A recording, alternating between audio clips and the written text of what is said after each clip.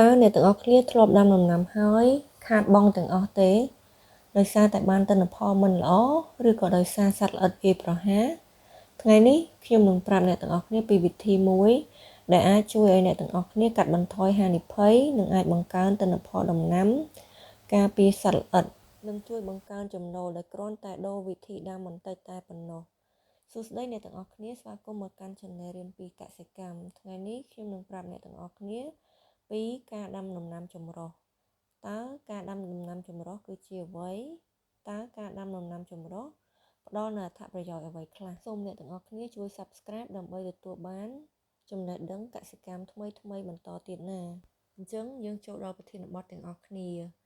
ការដាំដំណាំចម្រុះគឺជាការអនុវត្តដំណាំច្រើនមុខដែលអាចមានដំណាំ2ឬច្រើនមុខក្នុងពេលដំណាលគ្នានៅក្នុងសួនតែមួយដែលជាទម្រង់នៃពហុប្រយោជន៍គោលដៅចុងក្រោយនៃការដាំដុះនេះត្រូវប្រមូលផលគឺដើម្បីទទួលបានទិន្នផលកាន់តែច្រើននៅលើដីដែលបានផ្ដល់ឲ្យដោយការប្រើប្រាស់ធនធានឬដំណើរការអេកូឡូស៊ីដែលនឹងមិនត្រូវបានប្រើប្រាស់ដោយដំណាំតែមួយឧទាហរណ៍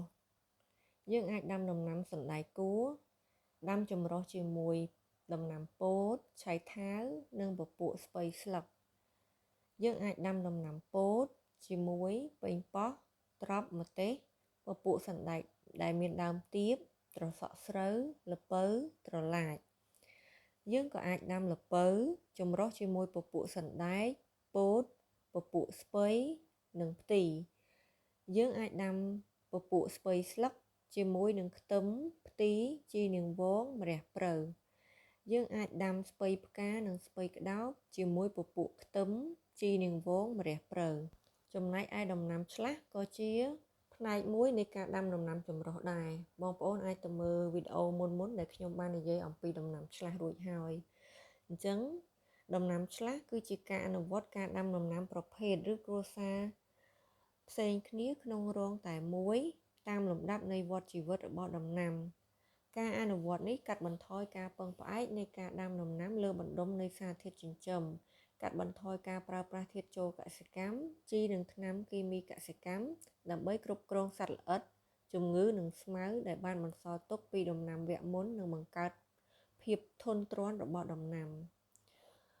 មូលហេតុនោះគឺបើសិនជាយើងធ្វើការដាំដុះដំណាំដដែលនៅលើដីដដែលអស់រយៈពេលជាច្រើនឆ្នាំជាប់គ្នា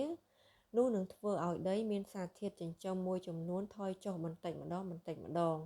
ហើយសត្វល្អិតជំងឺនិងស្មៅមានការកើនឡើងជាលំដាប់ធ្វើឲ្យគុណភាពដីនិងទិន្នផលដំណាំថយចុះ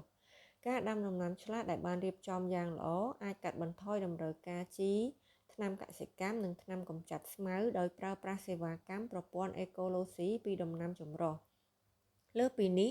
ការដាំដំណាំឆ្លាស់អាចធ្វើឲ្យប្រសើរឡើងនៅរចនាសម្ព័ន្ធដីនិងសារធាតុសរីរាង្គដែលកាត់បន្ថយសំណឹកនិងបង្កើនភាពធន់របស់សួនចំណុចមួយទៀតគឺយើងអាចដាំដំណាំជារបងអញ្ចឹងដំណាំរបងគឺជារបាំងរុក្ខជាតិដែលរស់នៅដាំនៅលើព្រំដីនៃសួនដំណាំដើម្បីការពារឬញែកដំណាំដែលនៅជិតគ្នាដែលអាចកាត់បន្ថយការរំខានពីខ្យល់ពន្លឺព្រះអាទិត្យមេរោគសត្វល្អិតនិងជំងឺផ្សេងគោលបំណងសំខាន់នៃដំណាំរបងគឺដើម្បីការពារការឆ្លងនៃជំងឺដល់ដំណាំតាមរយៈខ្យល់ឬសត្វល្អិតចង្រៃដែលត្រូវបានចម្លងពីពពួកសត្វល្អិតជញ្ជក់រុក្ខឫសរបស់រុក្ខជាតិដោយមានផ្ទុកមេរោគទាំងខាងក្រៅនិងក្នុងខ្លួនរបស់ពួកវាអញ្ចឹងប្រភេទដំណាំរបងសម្រាប់ដាំតាមព្រំដីគឺយើងអាចដាំជាស្វាយដូងខ្នុរល្មុតអង្គាដីស្ដៅអង្កាញ់មរុំនិងរុក្ខជាតិដើមដែលមានដើមធំរឹងមាំដែលមានស្លឹកឆាប់ពុកផុយคล้ายជាជីសម្រាប់ដំណាំបើប្រភេទដំណាំរបងសម្រាប់ដាំញែកដំណាំប្លង់តូចវិញយើងអាចដាំជាដំណាំចេកអំពៅស្ដៅមរុំមៀនល្មុតនិងរុក្ខជាតិដែលមិនសម្បូរមែកសាខាច្រើនពេកចុះការដាំដំណាំចម្រុះផ្ដល់អត្ថប្រយោជន៍អ្វីខ្លះការដាំដំណាំចម្រុះផ្ដល់អត្ថប្រយោជន៍សេដ្ឋកិច្ចនិងបរិស្ថានខ្ពស់រួមមានការបង្កើនទិន្នផលលើផ្ទៃដីមានកំណត់ការពារពីការហូរច្រោះកាត់បន្ថយសត្វល្អិតបំផ្លាញនិងទទួលបានចំណូលវិលជុំជាប្រចាំវិធីនេះជួយបង្កើនជីជាតិដីនិងធានាសន្តិសុខស្បៀងគ្រួសារ ដោយដាំដំណាំលើសពីមួយមុខលើផ្ទៃដីតែមួយអត្ថប្រយោជន៍សំខាន់ៗនៃការដាំដំណាំចម្រុះមានដូចខាងក្រោមទី1បង្កើនប្រសិទ្ធភាពប្រើប្រាស់ដីនិងចំណូលដំណាំច្រើនប្រភេទដាំរួមគ្នាដូចជាសណ្តែកពោតត្រកួនជាដើមលើដីតិចតួចទទួលបានទិន្នផលសរុបខ្ពស់ជាងដាំតែមួយមុខនិងបង្កើនប្រាក់ចំណូលជាប្រចាំទី2កាត់បន្ថយហានិភ័យសត្វល្អិតនិងជំងឺការដាំលាយគ្នាធ្វើឲ្យសត្វល្អិតពិបាករកដំណាំគោលដៅដំណាំខ្លះមានមុខងារការពារដំណាំមួយផ្សេងទៀត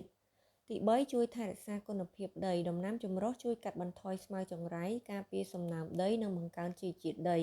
ជាពិសេសការដាំសណ្តែកទី4សន្សំសំចៃពេលនិងកម្លាំងពលកម្មកាត់បន្ថយការចំណាយលើជីឬថ្នាំកសិកម្មនិងចំណាយពេលថែទាំតិចជាងទី5ស្បៀងវិលជុំ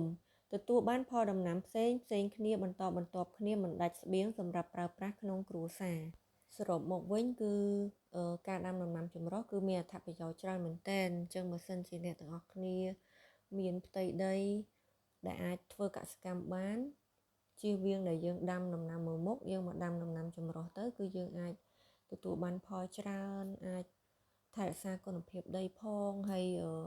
កាត់បន្ថយជំងឺនឹងសត្វល្អិតគឺល្អខ្លាំងមែនទែនកាត់បន្ថយការចំណាយសង្ឃឹមថាអ្នកទាំងអស់គ្នាស្ដាប់ហើយទទួលបានចំណេះដឹងហើយនឹងយកទៅអនុវត្តបន្តសូមអរគុណនិងសូមជម្រាបលាជួបគ្នានៅវីដេអូក្រោយ